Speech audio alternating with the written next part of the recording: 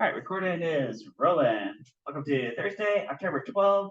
Oh, yeah, there you go. So I returned your quizzes to your folders.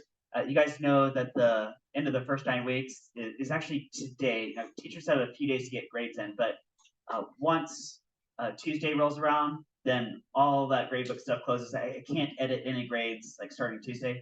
Right, so if you guys want to do quiz corrections or if you're missing anything else, just get it in the grade tray before the weekend, and then I'll put it in the gradebook for you. Okay. So yesterday we started on gravitational orbits. Now it's still going to be part of the same unit as centripetal force. It'll be all on the same quiz eventually next week. Okay. So um, yeah, we'll do a quick review with you guys here at the beginning. Then we'll look at some textbook questions later on. Right? Near the end of class, I'm just going to show you guys Lagrange points animation. That was about the time the bell was ringing, so we'll look at that pretty soon. We'll take a journey to the center of a planet, say how does the gravity field change as a function of your location to the center. Yeah, hit some textbook puzzles near the end. And oh yeah, picture retakes tomorrow. If that applies to you, then there you go. Right. So, right. And yeah, so it's looking at these news report, actually, I've got another item that's not on this list. We'll talk about right here. It has to do with eclipses. Right? So here's a map of solar eclipses anywhere in like the first half of the century. Do you guys remember maybe about 6 years ago there was a solar eclipse ran across, well, like right nearby? You guys kind of remember that? So this was yeah, if you're up in the about South Carolina or like Tennessee, you get the total solar eclipse. Now down here in Florida, we got a partial eclipse. You guys kind of remember that partial eclipse? Right? Uh, and next time there will be a total solar eclipse. This one says here, let me zoom in where you guys can see it. It says 2045, August 2045. Okay? So when it's August 12th, 2045, and you guys are seeing the solar eclipse going across Florida, you guys still live in Florida then? And you're like, oh yeah, remember my physics teacher told me way back in 2023 there was going to be a solar eclipse, right? Because yeah, and this is all just astronomers are just mapping like what's the orbital mechanics of everything in the solar system. You can predict like decades out when all these eclipses are going to happen. So the reason I'm bringing this up is I saw on the news say, oh yeah, there's going to be a solar eclipse in a couple of days. Now it's not going to be where we can see it. Or, I don't know. If people will get like a tiny person, I don't know. I don't think we can see it though. Right? This could be out here in the west. Out here in the west, they can see it. Now, one thing here is there's blue bands and there's yellow bands. What's that about? Right? So just by a complete coincidence of nature, um, the sun is exactly 400 times the diameter of the moon. And it's also exactly 400 times further away. Okay? So you put those two facts together. The moon and the sun have the same angular size in the sky. So if you say like, which is bigger, the sun or the moon, right? From our perspective on Earth, right? You don't know anything about distances or anything. So, well, they look about the same size, right? Now, actually, I said exactly, but that's not exactly true because it fluctuates a little bit because the orbit of the moon is not exactly circular. It's a little bit elliptical. The whole bit talked about yesterday, right? Kepler's laws of planetary motion, right? So these blue bands, the moon will either exactly cover the sun or be a tiny bit bigger so that there's a total solar eclipse. Right? These yellow bands is like where the uh, moon is a little bit further away, and so it doesn't exactly cover the sun. So by the time it covers the sun, there's actually a little bit of a ring going around, some version of that. Right? These eclipses, like even hundreds of years ago, people could sort of predict when eclipses were going to happen. I forget if it was a solar or a lunar eclipse, but there's a story about Christopher Columbus and his crew were like sailing down in like this Caribbean area, right? And they had this shipwreck and they had to wait for like help and like repairs and supplies and all that, right? But they found like some native tribe where they could get supplies while they were waiting for like repairs and help to come. And eventually this tribe got tired of them, was about to like kick them out. But uh, uh, Columbus had this almanac, and one of the things the almanac said was when the next eclipse was coming up. So he knew that there was going to be, again, I forget which kind of eclipse was going to be, solar or lunar, right? Was kind of, and he actually used that to his advantage and made this prediction. And then everybody thought he had like these godlike powers, and so they like helped him out. So he ended up surviving, largely because of that. So that's kind of cool, right? Do you guys know what the difference between a solar eclipse and a lunar eclipse is? Okay, let's cover that here. So solar, I bet a lot of you guys know. Eclipse versus a lunar eclipse. Okay. And this map is showing all solar eclipses. Okay. So what is that? What does it mean by a solar eclipse? So like, here could be the sun, here could be the Earth, right? And where's the moon from the sun to the Earth in a solar eclipse? Probably somewhere about here, right? We call it M for moon, right? So that the moon is casting a shadow on the Earth, right? Okay, and then if the shadow falls over you, you would be able to see the eclipse, right? Versus what is a lunar eclipse then? How about here's the Earth, here's the moon over here, right? So the Earth is actually casting a shadow on the moon, right? Now that's a lot more common to see about every year or so. You can see this happening if you know to look for it, and right, and you look in the sky, right? The solar eclipse is a lot rarer to happen. Again, like the next time we'll get an opportunity to see one of these in Florida is the year 2045. Right? So lunar eclipses, about every year or so you can see one of these go on. Right? And when you do see one of these, what does the moon look like? It turns a color. Do you guys know what color the moon turns during one of these? It's like a red color, like a red color. Right? Why would it turn red? Why would it turn red? Huh? How about this? If you look at the sky looks blue. Has to do with like the longer wavelengths of light being not how does it go? It's like long waves like light. I think you're scattered, and then blue's like a shorter wavelength, and that hits your eyes, right? But what about during a sunrise or a sunset? What color does the sky look during a sunrise or sunset? Ooh, that's like a red color, right? That has something to do with like the longer wavelengths of light, which red is going through a lot more air, right? Because think about like if the Earth's surrounded by an atmosphere, right?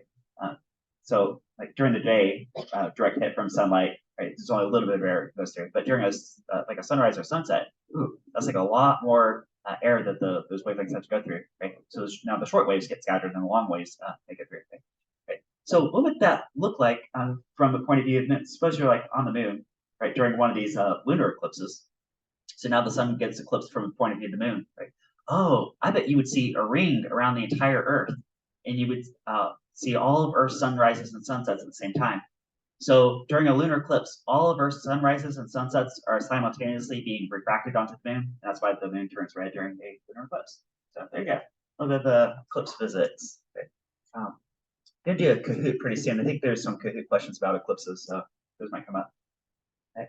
All right, let's do a review of okay. Favorite planet. Ooh, I like Earth. I like being able to breathe. How about you? What planet do you like? Earth too. All right, good choice. Yeah, live on Earth. Yeah. All right. All right. So, quick review. Some stuff you guys saw yesterday. Starts with some astronomy back hundreds of years ago. Kepler put together these laws of planetary motion, realized planets actually move in ellipses around the sun, not actually circles, although it's kind of close, not too far, right? So about equals areas and equal times. And then he was looking at what's the time period to go around the sun for different planets, different distances from the sun. And he found this like squared cube relationship, right? Now, he found this as a proportionality. If you also bring in this Newtonian universal gravitation and also centripetal force from your last lab, mv squared over r centripetal force, put that all together, orbital mechanics, you can actually show this. Here's the updated version, like with Newtonian mechanics, right? Like the time period to go around the sun, blah, blah, blah, right? So yeah, so the time period squared is directly proportional to the distance cubed. Right? We might possibly run across that later on, depending on, so that might come back. We weren't able to like back prove that. So here's Isaac Newton comes up, universal law of gravitation, the force between, say, like the Earth and Moon, for example, directly proportional to the mass of each one, right? And also inversely proportional to the square of the distance between them. Now, what's up with that inverse square relationship? I showed you guys with like intensity of light, right? So the fact that we live in three spatial dimensions, as you back up further, right? That influence, in this case, the intensity of light tapers off 1 over the distance squared. Gravity field does the same thing. Right? And then the last thing to tie this together and make this an exact equation is this universal gravity constant, right? And then there's this sort of like Von Jolly had some masses that he was like bouncing, right? One thing you could do with this is figure out orbital speed, right? So like back in the 1950s, you had Soviet scientists, American scientists, like really trying to figure this out so they could put satellites in orbit. Right? So it's a real short proof, right? So the centripetal force, this is the answer to your last lab, is provided only by the gravitational force. Like satellites that orbit the Earth, there's only one force on them. It's just gravitational force.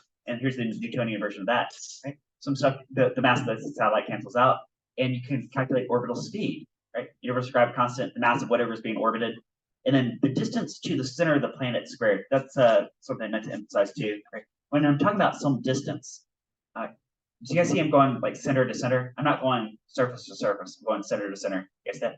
So if there's like some satellite that's like in low Earth orbit, the distance to the planet, I'm really talking about like the radial size of the Earth. Okay? Same thing for each one of us. Each one of us, what's the distance from us to the center of the Earth? But from this point of view, it's just the radius of the planet itself because we're on the surface. Okay?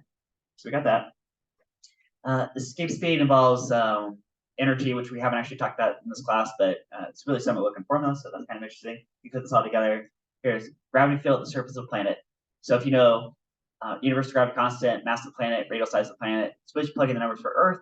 I think we did that yesterday. You get 9.8 meters per second squared. Oh, that's where that comes from. Right? Right. Here's orbital speed. Here's escape speed. Right. So I saw this yesterday. Eggshell planet. I showed you guys yesterday that if there was like a planet that was an eggshell, you can walk around on the outside, but once you step inside, it's like a gravity-free zone, right? This might look kind of like a triviality. What can you really do with this? We're actually going to apply this later today to figure out. We're going to do like a journey to the center of a planet, right? How's the gravity field change as you go down, right? And part of the proof for what that relationship would be involves think about like a series of shells above you, right? So if you're inside a shell planet, right, that shell has zero gravity influence, like above you in elevation. Right, we looked at tides yesterday. Right, so tides. Right, and then about the time the bell was ringing, we're looking at these Lagrange points. And I have an animation that I want to show you guys too. So recap this and then show you guys the animation. So these are points where the gravity fields will cancel out, just like zero gravity effect, or some of these are because of a rotating frame of reference. Right? Now, L1 probably makes the most intuitive sense. Right? Sun pulls you to the left, Earth pulls you to the right. There's some point where the gravity field kind of cancels out. Right? When you also include orbital mechanics, all these other L points also pop up. So it was a James Webb telescope, is the one I forgot yesterday the name of. Right? It was sent up about a year or two ago. It's actually orbiting this L2 point. And this L2 point, we'll see the Earth's pulling to the left, the sun's pulling to the left, so it seems like you want to go left, right? Yeah, there's a huge net force to the left from L2, right? Okay, but if you also include like these orbital mechanics, right? You're in orbit, right? You can like follow the orbit of the Earth. The Earth could be like beneath your feet, and you never actually fall any closer to it, right? The most stable points are actually L4 and L5, so those are also convenient places to park satellites. Right? Let me kind of prove that to you guys with an animation here. Right, switch my screen over. Right, there we go. Right. So here's a map of our solar system from above. Every one of those dots is an actually. What do you guys think? What do you think every one of these pink dots is? Right. So here's the sun in the middle. Here's the inner planets. Ooh, here's Jupiter going around. You guys see big old map? That's the second biggest mass in our solar system, right? The biggest mass is the sun. It's like 99% of the mass of the solar system, right? You got the planets. The big one is Jupiter, right? All those pink dots are asteroids in the asteroid belt, right? And actually, that pink asteroid belt, it doesn't look kind of circular. It actually looks kind of triangularish, doesn't it? Oh, because between Jupiter and the sun, the two biggest masses in our solar system, right?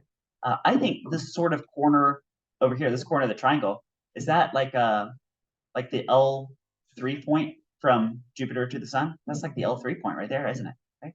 And then at the L4 and L5 points, there's actually these green patches of asteroids. Those are called the Trojan and Greek asteroids. So they're also following along Jupiter to the sun. If you make an equilateral triangle from Jupiter to the sun to that green patch, right, that would be an equilateral triangle, right? So there's L4 and there's L5 from Jupiter to the sun, right? So yeah, anything that gets kind of knocked out of that place kind of wants to gravitate back to that point, sort of. So there's also points of gravitational stability. Okay. And then we're back to back where we started this whole thing with your guided labs and chemical force. There we go. All right, so got next. Yeah, let's do journey to the center of the planet. Journey to the center of the planet.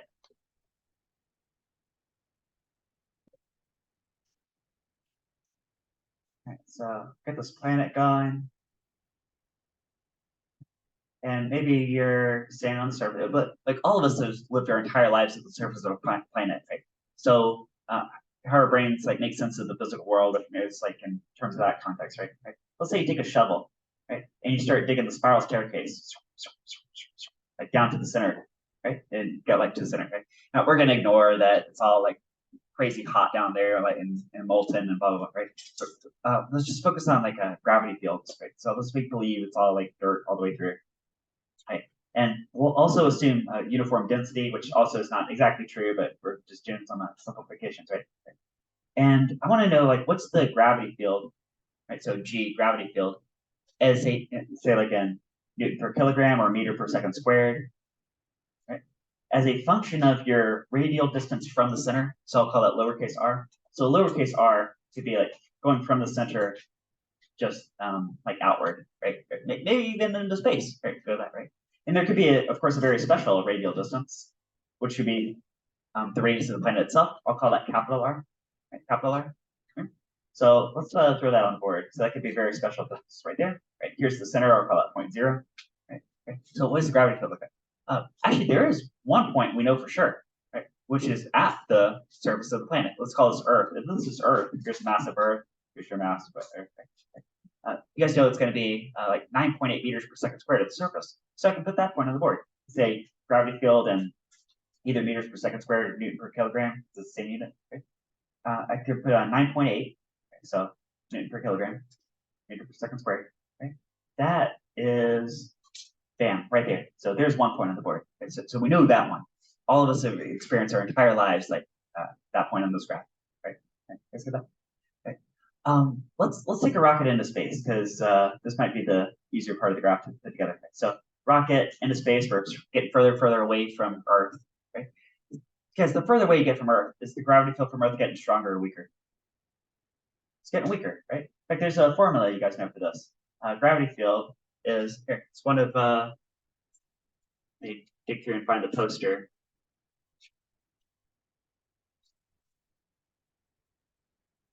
It's this right here, right? GM on R squared. Now, if I'm looking at just the surface of a planet, then maybe in that fixed radius, right? But if I swap this in with some general radius, like any radial size, right? Do you guys see how the gravity field would be proportional to 1 over R squared, right? And what does that look like on a graph? So as you take off into space, right? What does that look like? What is 1 over R squared? Is that take this type shape right here, right? That type shape right there, right? And shouldn't it asymptotically approach 0? Write that in too, right? So like 0. Oh, okay. So by the time you get to Mars, right, the gravity field of Earth is so tiny it's like negligible, right? It's basically 0, right? Right. It's going to asymptotically approach that, isn't it? Right. Now, what about the other way? What if we're going to take the shovel, we're going to tunnel down the spiral staircase and go right to the middle. Right? Now, right at the middle, maybe that's an all right point too that we could get. Right? What is the gravity field right at the middle? Would you feel really heavy or really light? What do you guys think? Huh. How about this? Back to the surface. Back to the surface. You guys know that Earth's gravity is pulling you straight down, right?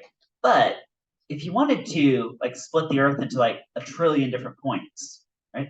Isn't it really true that the Earth is kind of pulling you that way and that way and that way and that way and that way, right?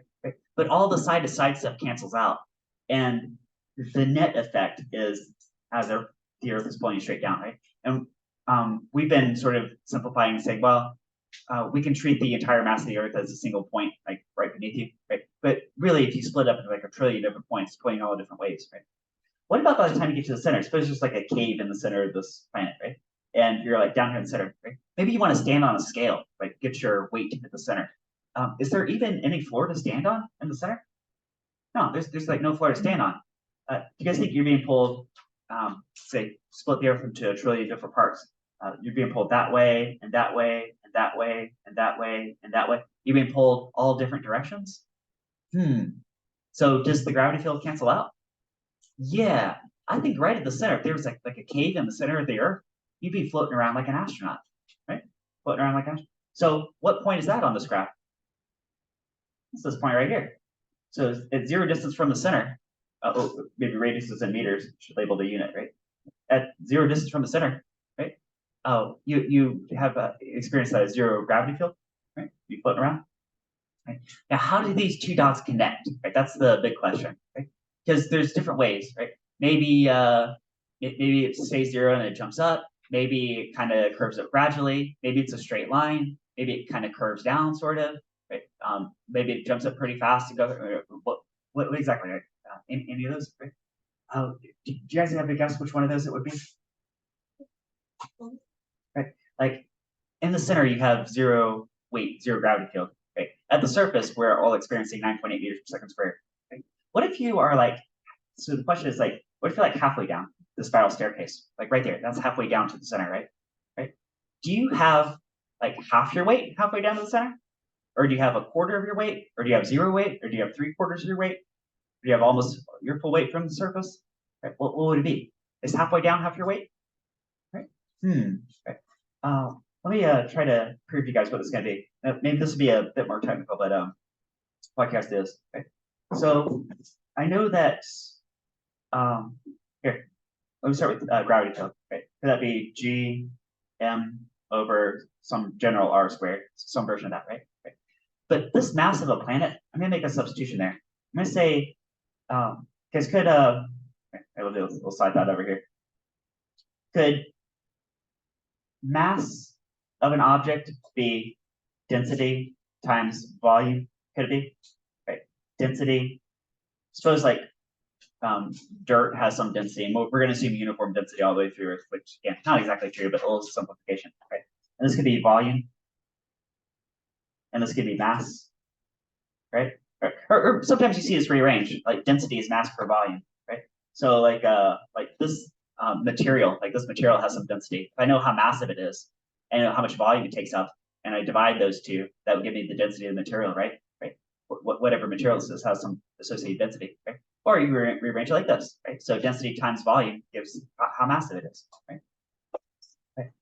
Oh, ooh, is Earth basically a spherical shape? So, and volume is 3 dimensions. What's really important here, right? So here, I'm gonna take oh, here, let's do this. Right. I'm gonna take this expression and just substitute it right there. Is that right? Right. So I do it. Right. So the gravity field is going to be universal gravity constant times like the density of the planet times the volume of the planet, all divided by radial size squared. Right. But now I'm looking at that volume and that radius, and I know that those are related to each other, right? Like the larger the radial size, the more the volume. Right? Do you guys think? Here's like another side thought, right? That the volume of a sphere. Does anybody know volume of a sphere? Right. It's like 4/3 pi r cubed is what it is. Right? Even if you didn't know that, you can still prove what I'm going to prove to you guys here. Right? The important part is that volume of a sphere is directly proportional to r cubed. Right? Now, r cubed would be like a cube. Right? If you throw in 4/3 pi, that's what makes it a sphere specifically. Right? I've got here. Here it is. Here it is. This goes way back in this class. Do you guys remember scaling? Right? This is one of these applications that I knew was going to come up when I showed you guys this way back in probably August. Right? So look at this little box compared to the big cube. Right? When you expand the small box to the big cube, different properties change at different rates, depending on whether it's a 1-dimensional, 2-dimensional, or 3-dimensional concept. Right? So anything to do with like width, height, perimeter, right? Those are 1-dimensional concepts. If you expand by a factor of 3, those all expand by a factor of 3. 3 to 1 is 3. Right? Anything to do with like area, shadow, paint, coat, well, that's a 2-dimensional concept. 3 squared is 9. Anything 3-dimensional, like volume, mass also occupies volume, so that also gets thrown. It's 3-dimensional concept, right? If you expand it by a factor of 3 dimensions, right? I bet this big crate has like 27 times the volume and also 27 times the mass of the little tiny box, right? Now, a sphere is a different shape, but it's the exact same proportions, right? It's the exact same concept for a sphere. All right. So we're gonna take this expression and substitute it right in there. Okay. Again, the 4/3 pi, right? Proportional. I'm trying to show you guys some proportional. Right? That's really what's important. But I'll do the whole thing. Okay. So gravity field is now universal gravity constant times the density of Earth dirt times, right, and then volume of the sphere is 4/3 pi r cubed, right? And then gravity field is also inversely proportional to r squared. Right? Ooh, guys, what's going to cancel out? It's going to cancel out 2 of the r's, right? It doesn't completely go away, but partially. Right? So gravity field is universal gravity constant times the density of Earth dirt times 4/3 pi for a sphere shape times the radial size of the planet. Right? Is that a little bit different way to think about gravity field? Right? Now, what's this good for? Right? Well, look at all these numbers. All these numbers are constants. Universal gravity constant, density of some material, that could just be a constant value, right? 4/3 pi, those are definitely constants. Those are mathematical numbers, right? Pi is math, right? Now, radius could be scaled up or down for different sized planets, right? Like the moon has some radial size, Mars has some radial size, Earth has some radial size, Jupiter has some radial size. Ooh. What you can show here is that the gravity field is directly proportional to that radial size. And that's the big takeaway that I want you guys to see that I can use to put together the rest of this graph, right? So if you compare 2 planets side by side, or maybe like the moon compared to Earth or Earth compared to Jupiter, right? Gravity is going to scale up with that radial size. So if it's like 3 times the radial size, it'll also have 3 times the gravity field at the surface, assuming like the density is the same. Okay. Right. Right. So what can we say then for the rest of this graph? What does that mean? Right. If you're like halfway up, right? I do have to bring in one more detail to finish off this graph, and it's something that I showed you guys yesterday. Right? It's find this poster from yesterday. It's this one here about this. I found it. Eggshell planet. Right? You guys remember eggshell planet? If you can walk around the outside, but once you step inside, all that eggshell cancels out. Right? It's like a gravity-free interior. Right? Well, this guy is standing right here, like halfway to the center. Everything above him in elevation is essentially a series of eggshells, isn't it? There's like 1,000 eggshells here, and each one of them cancels out. Cancel. So there's still a gravity pull on him, but the gravity pull is as if there's only the planet beneath him in elevation. That's like this little tiny planet down here. In fact, if he's at half the radial size, what I just showed you right here is that he's going to have half the gravity field. Ooh, look at that. So that puts a point right here at 1/2 r. He has 1/2 of the gravity field at the surface, right? And then that makes this like a linear relationship. So if you were suspecting linear, then that's what that ends up being. Right? Is it? So there you go. There's a fun adventure. Maybe that stretch your imagination a little bit, but you do that sometimes, right? That's some cool stuff. It's cool. So I got next on my agenda here. Textbook puzzles. What we got next? Okay, so, you guys remember? Yeah. So while you guys get this out, remind you guys the organization here. So the way your textbook organizes it is chapter 6. They do projectiles is the first half and circular motion second half. Right. Now projectiles we did a long time ago, so we're just gonna completely ignore those. Right. I threw them on here in case you want to see kind of the questions you quickly ask. Right. So the second half of chapter 6, we already covered all these questions in class. Right? I'll have this page due next week. Okay? Say next week. Right? We still have to cover chapter 7. So chapter 7 in your textbook is gravitation. So just the ones I circled are ones that are due. I think I circled 5 questions here. Right? And so let's go ahead and cover these. Right? Oh, I did give you guys some expressions in the top left here. What we got? We got universal gravity, we got gravity field, we got orbital speed, and then I've got 3 different versions of Kepler's third law, right? The top version is what Kepler said, this proportionality, and then these bottom 2 are Newtonian updates to Kepler's third law, just different forms of that. Okay. So the first one I assigned you here is number 58. So take a look at number 58. Assuming you have a mass of 50 kilograms, which that's pretty reasonable, but we're pretty close to that, 50 kilograms. Okay. Earth has a mass of 5.97 times 10 to the 24 kilograms. I think I used 5.98 yesterday, but anyway. And a radius of 6.38 times 10 to the 6 meters. Okay. Right. What is the gravitational what's the force of gravitational attraction between you and the Earth, and what is your weight? Okay. Hey, are those the same question? Gravitational attraction between you and the Earth and your weight? That's the same question. Okay. So A and B are the same thing. So we'll just answer them both together. Okay, let's get it. So this is just a kind of mathematical exercise, just navigating universal gravity for me, right? Okay. So all we have to do, the gravitational force, which is your weight, right? Like before this week, I've usually been writing it this way, right? Mass times gravity field, right? So, but that expands into universal gravity constant, mass of the Earth, your mass, divided by radius of the Earth squared, right? I think I showed you guys yesterday that this whole GM on R squared simplifies to gravity field of the surface of the planet. We did that yesterday, it's in your notes, right? But let's do the whole thing, right? So gravity force on you is, right, this is a good calculator exercise too, right? Can you correctly plug this into the calculator? Right? See if you guys can stay a step ahead of me in the notes, right? Because you might know these numbers from your notes yesterday, right? Gravity constant is 6.67 times 10 to the negative 11, and that has units Newton meter squared per kilogram squared, right? And it's been observed and measured to be that. It appears to be pretty well universal everywhere in the universe. Nobody knows why it is that number, but well, there you go. There it is. Right? The mass of Earth is like 5.9, let's say 5.97 is what they use, times 10 to the 24 kilograms, right? Okay. And then your mass, they said, go ahead and assume that you are 50 kilograms. So that feed them right there. So, right. And then divide by, now the distance between you and the Earth from a universal point of view is the radius of the Earth, right? From center of you to center of the Earth, right? So let's use 6.38 times 10 to the 6 meters, right there. And then don't forget to also square that, okay? So you can find your weight.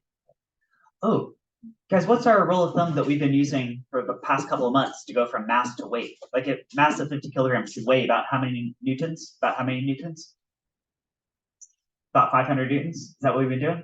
Right, just times 10 meters per second squared, right? Do you guys think if we plug in these precise numbers with 3 significant digits, it'll probably work out a little bit less than that? Right? I bet this is going to come out to about, say, 9.8 times that. I'm going to guess 490 newtons, right? I haven't actually solved this, but I think it's going to come out to 490 newtons. Let's see how close it comes. Okay. So calculator time, right? This is good calculator practice. Make sure you can correctly plug this into your calculator, right? And hopefully you get something a little bit less than 500 newtons. So 6.67 times 10 power negative 11, right? This model calculator, here, I should have, you probably figured this out by now, but there's 2 minus keys, right? The one on the right side is for subtraction. Don't use that for this power. Use the negative key down at the bottom that makes the numbers negative, right? You guys probably figured that out by this point in the class, right? 5.97 times 10 to the power 24, close open. This calculator automatically multiplies with parentheses like that. 50, close parenthesis, then divide by, and then open parenthesis, and then got this number squared. If you want to be super safe, maybe open up 2 parentheses. This looks like stuff multiplied, collectively squared. Okay. 6.38 times 10 to the 6, right? And then close square. So I'm squaring all that stuff down there. That's all in my denominator. Okay. So what does this come out to? Oh, look at there. 489 is the number on my screen. And what's the unit? Newton. There you go. I was guessing that it was going to be about 490 newtons, and well, it's saying 489. There you go. Okay. And then our kind of shortcut rule so far has been just 500 newtons. Right. It's really close to. Okay. Right. So is that working out in your calculator? Right. It's really a good calculator exercise right there.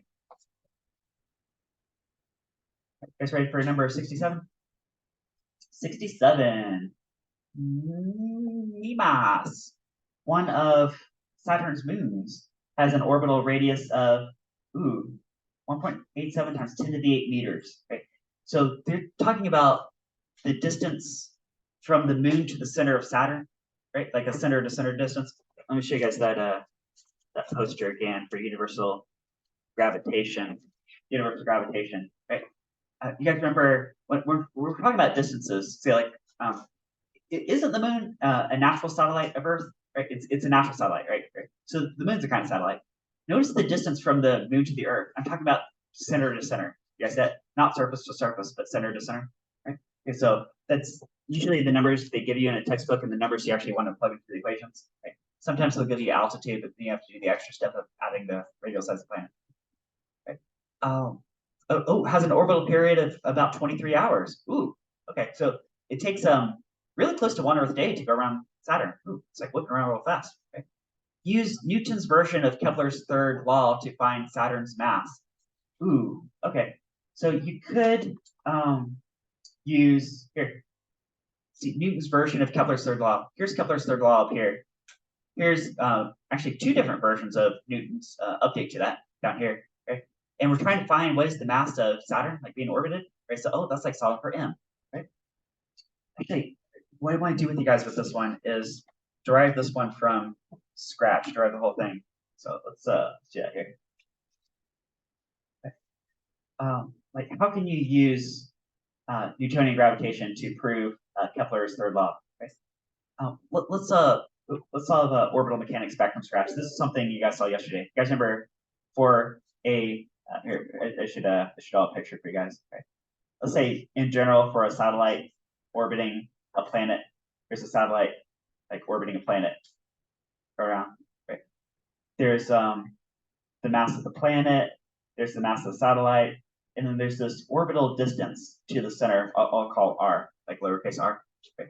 And there's only one force on the satellite. There's only one force, and that force is its own weight. So I'll call it F sub g, like a gravitational force. That's what that would be, right? And that gravitational force is acting as the centripetal force. So the centripetal force is being provided by the gravitational force. This is in your notes yesterday, just to remind you guys how this works. Okay? And what was the answer to your last lab for centripetal force? Centripetal force equal to what expression? Is it mv squared over r? Right? Mv squared over r, right? For like a circular path, that was the answer to your last lab. And gravitational force, let's use Newton's universal law of gravitation. That's your gmm over r squared, right? Universal gravity constant, mass of whatever's being orbited, mass of the thing orbiting, right? And then the radius of orbit squared. Right? Some stuff cancels out. The mass of the satellite cancels. One of the r's goes away. Right? And then if you solve for orbital speed, you guys remember orbital speed is like the square root gm on r. Right? So that's in your notes from yesterday. Right? What does this have to do with Kepler's third law? I want to make that connection here. Right? Kepler's third law has something to do with like the orbital distance r is there, but also the time period. Time period. Ooh, guys, how did you calculate the speed for your last lab? You guys remember Play-Doh canisters flying around in a circle? I had you guys make a calculation for speed. How'd you do it? Was speed like the distance around the circle divided by the time it took to do that? And guys, what is the distance around the circle in terms of the radius of the circle? 2 pi r, right? This orbital speed, that's like 2 pi r divided by the time period, t. I'll use capital T for time period, like 1 revolution, right? And then that's equal to then square root gm on r. Right, is that? Right. But oh, hey, that r and that r, that's the same r. Maybe I would sort of want to combine those r's, right? Maybe I should have actually started from this previous step here. Right? But anyway, right? Should I square both sides to undo the radical? Like get all the stuff out of the radical? I'm going to square both sides, right? So that'll be 2 pi quantity squared, r squared divided by t squared is equal to, and then the root goes way over here. Is that like that? Right? Right. Maybe I could cross multiply this t squared and cross multiply that r, right? So get rid of fractions, right? I'll swap both sides while I'm at it and get g times m times time period squared equals 2 pi quantity squared times r cubed, because r squared times r is not r cubed. Is that right there? Right. Now this right here, right? And there's a bunch of different ways to write this. This is just one way to write it. Right? Is a version of Kepler's third law of planetary motion. Right? Because what we got, let's make sense of this. This G, that's a universal gravity constant. That's a constant, right? Mass of whatever is being orbited, well, that's not going to change depending on where you put the satellite. So that's basically a constant also, right? 2 pi, well, it's definitely a constant. That's just math. That's the math number. Pi is, right? And 2 is, right? What could be variable possibly is like where you park the satellite, whatever's orbiting, right? How much time takes to go around. And look at there, look at there. Do you guys see that the time period squared is directly proportional to the distance cubed? That's what Kepler observed empirically way back hundreds of years ago, right? And this is just the Newtonian updated version of it, right? Now we got more an exact equation, right? Kepler started off with this proportionality right here, right? But do you guys see how this equation, that proportionality fits right in there? Is that? Look at there, right? So where are we supposed to find again? They gave us an orbital distance and a time period. Oh, and we're supposed to find the mass of the planet Saturn. Okay, so yeah, they gave us boink boink. They gave us those two, and we're supposed to find what is the mass of Saturn, which is being orbited. Right? You guys see it? Right. So let's do that. Right. If you like, you might see that these two boxes right here are just algebra rearrangements of that last line on the notes. Okay. So, but one way or another, wherever you start the process. I want to prove that to you guys too. Right. Let's just pick up from here. How about that? Right. So if we're solving for this m, right, can I just take this g and this t squared and divide those over? Maybe I'll do that. Right. So the mass of Saturn in this case is, say I got a 2 pi squared, quantity squared. Right? We got the orbital location from the center of the planet cubed, and we had divide by universal gravity constant and the time period squared. That's what I'm gonna do, right? Just a little algebra shuffle away. Right there. Go from there to there. Right. Again, this is also a version of a Newtonian modified version of Kepler's third law of planetary motion. Oh, look at that. Time period squared and radial distance cubed is proportional. All right. So now all we gotta do is just plug some numbers in. Plug some numbers in. So the mass of Saturn is, right? Okay, we got a 2 pi quantity squared. Right? They gave us the orbital location as 1.87 times 10 to the 8 meters. Okay. 1.87 times 10 to the 8, that's meters. Right? So we're going to cube all of that. Okay. Then divide by universal gravity constant 6.67 times 10 to the negative 11. That's Newton meter squared per kilogram squared. And then times, right, then the time it takes to go around. Okay. They told us 23 hours. Guys, can you plug the number 23 in right here? The number 23? No, why not? Because it's in hours, right? Guys, you don't want some number of hours here. You want some number of what? What's the base SI unit for time? It's not hours, it's seconds. Seconds. Okay. Now it's going to be a crazy big number of seconds, but that's the only number that would give you the mass in kilograms for Saturn. Right? So it's got to be seconds. Okay. So we got to take a pause and come back to this. Right? We got to figure out how many seconds it takes the satellite to go around. Right. So I got time period is, right? They told us 23 hours, right? 23 hours. Right. Is it time for some railroad tracks? I think it's choo-choo time right here. Right. Let's convert that into seconds. 1 hour is at 60 minutes, and 1 minute is like 60 seconds. Or if you like, you could have just gone straight to 3,600 seconds in an hour. That'd be a good deal. And some number of seconds out of this, and it's going to be a crazy big number. How many seconds does it take to like go around Saturn? Right? 23 by 60 by 60. Okay, I'm looking at 82,800 seconds it takes, right? Okay. 82 kiloseconds. So 82,800 seconds. Okay, right. Guys, go there. Right. So yeah, okay. So there's a little bit of a complexity to this, right? You got to convert that number. You got to do Newton's version of Kepler's third law. Okay. Let's put it all together on the calculator. And think about what we're actually doing here, right? Suppose you're a NASA scientist and send a space probe in the vicinity of Saturn and get that space probe orbiting Saturn, right? And maybe you do this empirical adjustment, make the satellite go a little bit faster, a little bit slower until it finally sets up orbit. Or I guess we're looking at the moon is what we're looking at, right? So you can just watch the moon orbiting Saturn, and there's enough information there where you can calculate the mass of the planet, right? And that's what we're about to get. What's 2 pi quantity squared? Right, and go ahead and follow along with your calculator because this is a good calculator exercise, right? Times, and then open parenthesis, 1.87 times 10 to the 8, close parenthesis, and then to the power of 3. So it's all cubed. Right? Then divide by, oh, and there's a bunch of stuff in the denominator. So maybe I want to be extra safe and throw this all in extra parentheses. So I'm going to open up an excess of parentheses. This model calculator will automatically close it for you. 6.67 times 10 to the power negative 11. Close open, 82,800 squared, right? Okay. Now, if you're using your own calculator, your calculator might force you to close every single parenthesis. Some models do. This particular model will automatically close all those excess parentheses for me, which is kind of nice. Okay. And I'm getting from this, a big old number, 5.65 times 10 to the 26. And that would be kilograms, wouldn't it?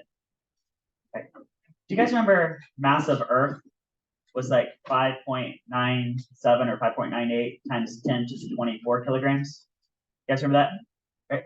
Guys, so the base number looks pretty similar. It's about 5 or 6. Something like that. 10 to the 26 compared to 10 to the 24. What is the mass of Saturn compared to the mass of Earth? It's about 100 times the mass of Earth, right? Let's see exactly. What is that divided by 5.97? Guess reason times 10 to the 24. Right?